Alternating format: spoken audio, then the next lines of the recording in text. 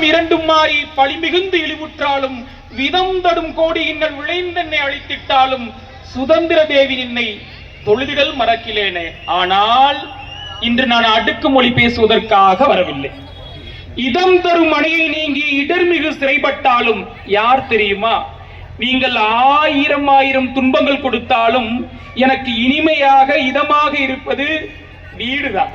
ஆனால் அந்த வீட்டை விட்டுவிட்டு நீங்கள் என்னை சிறைச்சேதம் பண்ணினாலும் உங்களுக்காக நான் வந்து நிற்பேன் என்று வந்து நிற்கிறாரே விஜய் அண்ணா அவர்கள், அவர்களுக்காக இங்கு பேசுகிறேன். பதம் தரும் இரண்டும் மாறி பழி மிகுந்து இழிவுற்றாலும், நான் பேசுற வார்த்தை உங்களுக்கு தப்பா புரிஞ்சுட்டு இன்ஸ்டால நீங்க மாத்தி என்ன சண்டை போட்டுக்கிட்டாலும் அப்பையும் நான் வந்து நிப்பேன் நிற்கிறார்ல விஜய் அண்ணா அவர்கள், அவர்களுக்காக பேசுறேன். விதம் தரும் கோடி இன்னல் விளைந்தென்னை அழித்திட்டாலும் கோடி கோடியா துன்பங்கள் கொடுங்க, ஆனாலும் தமிழக மக்களுக்கு சுதந்திரம் வாங்கி தரணும் வந்து நிக்கிறார்ல விஜய் ஐயா, அவர்களுக்காக இங்க வந்திருக்கேன். என்னையா பேசுற? சுதந்திரமா? ஆம், 1947 ஆங்கிலேயரிடமிருந்து நாம் சுதந்திரம் பெற்றுவிட்டோம். ஆனால் 2026 ஆகிற்று, அரசியல்வாதிகளிடமிருந்து இன்னும் நாம் சுதந்திரம் பெறாமல் இருந்து கொண்டிருக்கிறோம். இந்த சுதந்திரத்தை பெற்றே ஆக வேண்டும் என்பதற்காக ஒரு போராட்டம், ஒரு போராளி தயாரானார். அந்த போராளியை நம்பி நாம் அனைவரும் இங்கே நின்று கொண்டிருக்கிறோம் என்பதுதான் உண்மை. அந்த போராளியின் பெயர் விஜய், தளபதி விஜய். நான் ஒரு ஆசிரியர், என்னால் அடுக்கு மொழியில் பேச முடியும், தமிழை மிக அழகாக பேச முடியும். ஆனால் அதை பற்றி பேச நான் வரவில்லை. நான் ஏன் இந்த கட்சிக்கு வர வேண்டும்? இந்த மேடையில் என்னுடைய தம்பி அமர்ந்திருக்கிறார், ஒரே ஒரு நிமிஷம் எந்திரிச்சு நிற்க முடியுமா? மனோஜ்குமார், ராவணனின் தமிழ்னு என்னோட ஐடி. அந்த ஐடியில நான் ஒரு வார்த்தை போட்டிருப்பேன், நல்லவனா கெட்டவனான்னு என்னோட ஒய்ஃப் கேட்டிருப்பாங்க. நான் கெட்டவன் அப்படின்னு சொல்லியிருப்பேன். ஏன்னு கேட்பாங்க.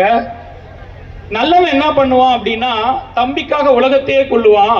ஆனா கெட்டவன் என்ன பண்ணுவான் அப்படின்னா உலகத்துக்காக தம்பியை கொல்ல மாட்டான், தம்பிக்காக இந்த உலகத்தையே கொல்லுவான் அப்படின்ற ஒரு லைன் நான் போட்டிருந்தேன். இந்த கட்சிக்கு நான் வரும்போது விஜய் அண்ணா என் நெஞ்சில வரல. ஏன்னா நான் நோட்டால ஓட்டு போடுறவன் விஜய் கட்சிக்கு தம்பி கூப்பிட்டாரேன்னு வந்தேன். ஆனா இன்னைக்கு இந்த போட்டோ என் நெஞ்சுக்கு வந்திருக்குன்னா உங்களுடைய கொள்கைகளும் கோட்பாடுகளும் தான்.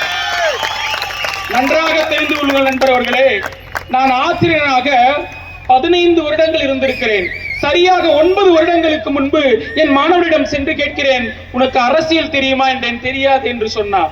சரி, நம்முடைய முதலமைச்சர் யார் என்று கேட்டேன். பன்னீர்செல்வமா இல்லை பழனிசாமியா என்று கேட்டான். ஆனால் 2 வாரங்களுக்கு முன்பு என்னுடைய மாணவரிடம் சென்று கேட்கிறேன், உனக்கு அரசியல் தெரியுமா என்று கேட்டேன். தெரியுமே என்று சொன்னான். 2 நபர்கள் எழுந்து வந்தார்கள். எதற்கடா 2 பேர் வந்துட்டு இருக்கீங்க? சார், நாங்க நடிச்சே காட்டுறோம் அப்படின்னாங்க. சரி, நடிச்சு காட்டுங்க. நான் மீண்டும் ஒன்று சொல்லிக் கொள்கிறேன், ஆசிரியனாக நான் எந்த கட்சியும் குறை சொல்ல வரவில்லை. என்னுடைய அனுபவங்களை உங்களிடம் பகிர வந்திருக்கிறேன், அவ்வளவுதான். 2 மாணவர்கள் வந்து நின்னாங்க. ஒரு மாணவன் எங்கிட்டு நின்னா, ஒரு மாணவன் அங்கிட்டு நின்னான். இங்கிட்டு இருக்க மாணவன் சொல்றான், சார் இப்போ ஒரு கட்சி ஆரம்பிக்கணுமா? சார், ஆரம்பிடா. உதயநிதி ஸ்டாலின் ஆகிய நான் டெபாசிட்டே வராது. ஸ்டாலின் மகன் உதயநிதி ஸ்டாலின் ஆகிய நான் டெபாசிட் கிடைச்சிரும். அடுத்தல இந்த முக்கியம், முத்துவேல் கருணாநிதி மகனான ஸ்டாலினின் மகனான உதயநிதி இப்பதான் உன எல்லாருக்கும் தெரியும் அப்படின்னு பையன் சொன்ன. நான் சொல்ல, ஏன்னா எதிர்கட்சியை சாடி இங்கே பேசுவதற்காக நான் வரவில்லை. மாணவர்கள் எப்படி புரிந்து கொண்டிருக்கிறார்கள் என்றுதான் உங்களுக்கு சொல்ல வந்திருக்கிறேன். அடுத்து ஒருத்தன், சரி அப்ப அடுத்த கட்சி சார் சொல்லுங்க. அம்மாவின் அன்போடு, அம்மாவுக்காக, அம்மாவால், அம்மான்னு சொல்றீங்களே, நீங்க என்ன பண்ணீங்கன்னு ஒருத்தன் கேட்கிறான். அடுத்த கட்சிக்கு வரட்டுமா சார்? சரி வாடா அப்படின்னு. அந்த கட்சி இன்னும் அருமை, பிரபாகரின் தம்பிகளாகிய நான் அப்படின்னா. ஏன்டா கத்துற?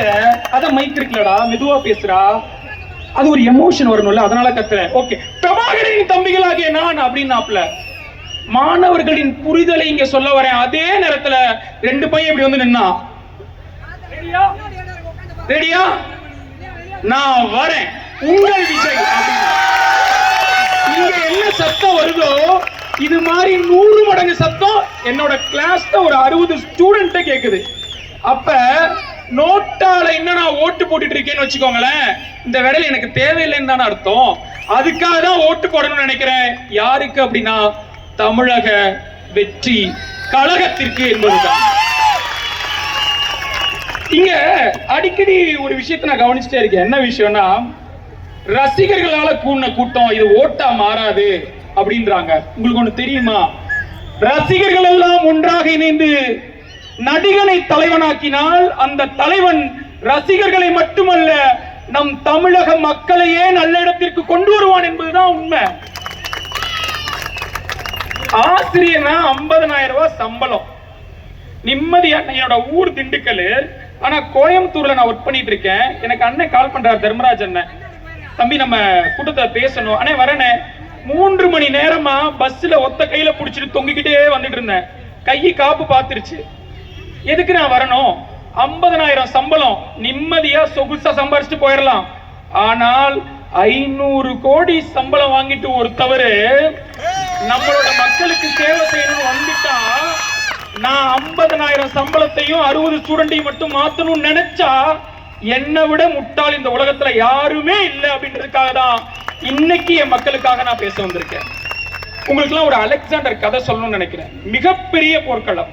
அந்த போர்க்களத்துல போரசுவின் யானைப்படையை பார்த்து கியூசி பேலஸ் என்ற குதிரை பயந்து போய் நின்னுச்சு. உடனே அந்த குதிரைக்கு மேல இருந்த மாவீரன் என்ன பண்றானா, ஒரு தட்டு தட்டி கொடுத்து, நீ முன்னாடி பார்த்துட்டு இருக்கிறது ஒரு நிழல் தான், இதை வச்சு நீ என்ன வேணாலும் பண்ணணும்னு அந்த பியூசி பேலஸ் என்ற குதிரையை வச்சு போரசுவை மட்டுமல்ல இந்த உலகையே வெற்றி கொண்டான் அலெக்சாண்டர். ஆமா, அலெக்சாண்டருக்கு இன்னொரு பேரு விஜய், தளபதி விஜய். அந்த குதிரை பியூசி பேலஸ் யார் தெரியுமா? நாமெல்லாம் தான் பியூசி பேலஸ். நாம ஆப்போசிட் இருக்க பாட்டியை பார்த்து பயந்து நின்றுட்டு இருந்தீங்க அப்படின்னா கவலைப்படாதீங்க, இது உங்களுடைய நிழல் தான். இத பார்த்து பயப்படாதீங்க. குதிரைக்கு மேல ஒரு மாவீரன் அமர்ந்திருக்கிறான். அந்த மாவீரன் நமக்காக, தமிழ் மக்களுக்காக கண்டிப்பாக பாடுபடுவான்றதுல டவுட்டே வேணாம். ஆக்சுவலா நான் இன்ஸ்டால அடிக்கடி லைவ்ல இருப்பேன். அதுல ஒண்ணு பார்த்தேன். கட்சியை பார்த்து பயப்படுங்கப்பா, பயப்படலாம்.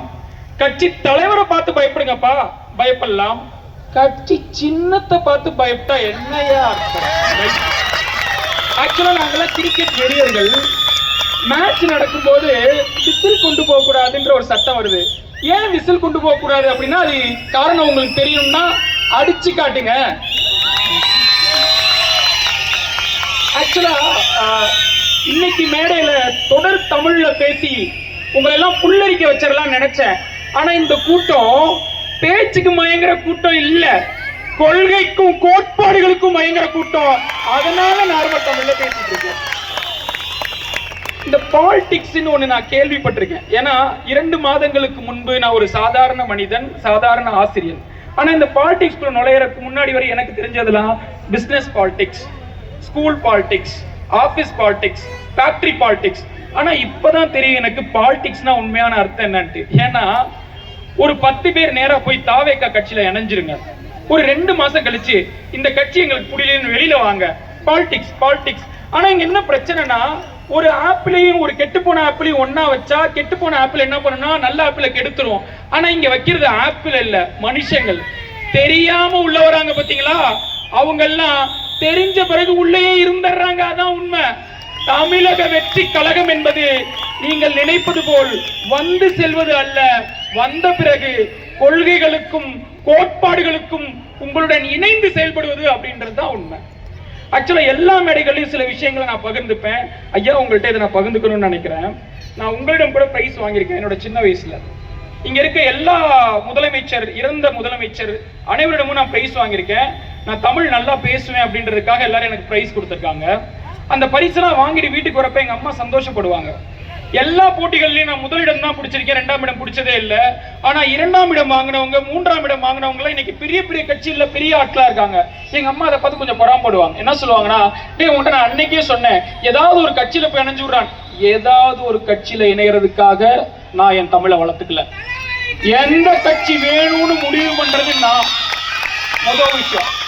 அப்ப இப்போ 2 மாசத்துக்கு அப்புறம் பாக்கெட்ல விஜய் நான் போட்டோ வச்சுட்டு நான் நேரா பேசலாம்னு சொல்லிட்டு பேசுறதுக்கு வந்தப்ப எங்க அம்மா கேட்டாங்க, எத்தனையோ கட்சி சொன்னேன் சேராம தமிழக வெற்றி கழகத்துல போய் ஏன் சேர்ந்த அப்படின்னு கேட்டாங்க. நான் இன்னைக்கு தமிழக வெற்றி கழகத்துல சேர்ந்தேன்னா நாளைக்கு தமிழகமே சேரும். ஏன்னா என்னோட பேச்சுக்கு இங்க இருக்க எல்லாரையும் என்னால புரிய வைக்க முடியும். தமிழ் பேச்சும் தமிழ் நடையும் கொடுத்து அவங்கள வசீகரிக்க வேண்டாம், கொள்கைகளையும் கோட்பாடுகளையும் எக்ஸ்பிளைன் பண்ணி அவங்களை சேர்த்தா போதும், கண்டிப்பாக தமிழக வெற்றி கழகத்தின் வெற்றியை நம்மளால உறுதி செய்ய முடியும். எப்பயுமே ஒரு கவிதை இருக்கு, முடியுமா என்பது மூட நம்பிக்கை. ஆம், முடியுமா என்பது மூட நம்பிக்கை, முடியாது என்பது அவநம்பிக்கை, முடியும் என்பதுதான் தன்னம்பிக்கை. அந்த தன்னம்பிக்கையோடு நாம அடுத்த ஸ்டெப் எடுத்து வைக்கலாம். அண்ணே சொன்னாரு நேரம் ஆயிடுச்சு, நான் சீக்கிரம் முடிச்சிடுறேன்ட்டு. நீங்க இப்ப ஸ்டார்ட் பண்ணீங்கன்னு நினைச்சீங்களா? இல்ல, நீங்க ஸ்டார்ட் பண்ணி ரொம்ப நாள் ஆச்சு. அதனால நீங்க முடிக்க வேண்டாம், உங்களுக்காக நான் பேசிக்கிறேன். நான் மாரத்தான்ல ஜெயிக்கணும்னு நினைக்கிறேன்.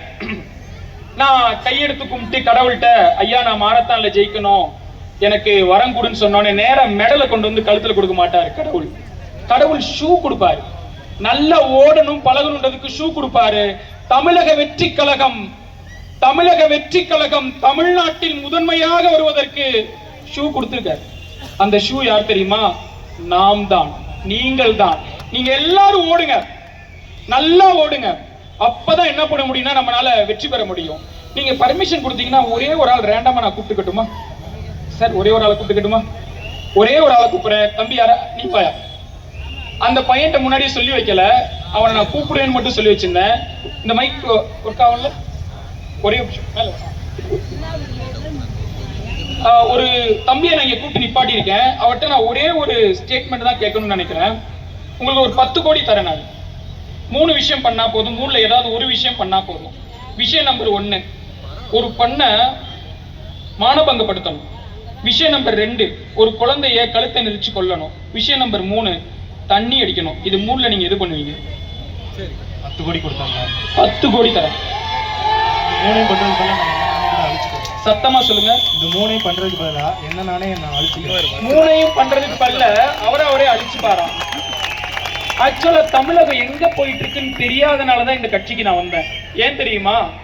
மதுவால வர வருமானம் தான் இங்க மிகப்பெரிய வருமானமா இருக்கும் பட்சத்துல அந்த மதுவை ஒழிக்கிறது தான் உங்களுடைய மிகப்பெரிய கொள்கைன்னு இருக்கும்போது அதுக்கு ஒரு அரங்கம் அவரே கை தட்டலாம். கண்டிப்பா தட்டுங்க. மதுவை ஒழிச்சிடலாம். ஒருவேளை யாராவது மதுவை தேர்ந்தெடுத்திருக்கீங்க அப்படின்னா ஃபர்ஸ்ட் தண்ணி எடுத்து, ஏன்னா மானபங்கப்படுத்துறது பாவம் இல்ல. 2வது விஷயம், ஒரு குழந்தைய கழுத்தை நெரிச்சு கொள்றது அதை விட பாவம். இதெல்லாம் விட நான் எதை தேர்ந்தெடுக்க விரும்புறேன் அப்படின்னா மதுவை தேர்ந்தெடுக்கிறேன். யாராவது தேர்ந்தெடுத்தீங்கன்னு வச்சுக்கோங்களேன், மது போதையில பெண் உனக்கு பெண்ணா தெரிய மாட்டா, அழகா தெரியவா. அந்த பெண்ணை மானபங்கப்படுத்த முயற்சி செய்யும் போது தொந்தரவா அழுதுட்டு இருக்க குழந்தைய நம்ம கழுத்தை நெரிச்சு கொண்டிருப்போம். அப்ப மதுவை தான் ஒழிச்சிருக்கணும். ஆனா பதில் என்ன தெரியுமா? அவர் சொன்ன பதில், நான் என்ன எரிச்சுப்பேன், தமிழக வெற்றி கழகத்தின் அத்தனை நபர்களும் தன்னைத்தானே எரித்துக் கொள்ள தயார். தமிழக வெற்றி கழகம் வெற்றி பெறுவதற்காக மட்டுமல்ல, தமிழகமே வெற்றி பெறுவதற்காக என்பதுதான் உண்மை. இதுல எந்த சந்தேகமே கிடையாது. ஒரு இங்கிலீஷ் பழமொழி, எப்பயுமே எல்லா மேடைகளையும் நான் ஒரு இங்கிலீஷ் பழமொழி சொல்லுவேன், அதை இங்க சொல்ல விருப்பப்படுறேன். Ship always safe at shore but it was not built for that reason. ஒரு பெரிய கப்பலை தயார் பண்ணி நம்ம கரையில வச்சிருந்தா நல்லா தான் இருக்கும், ஆனா அது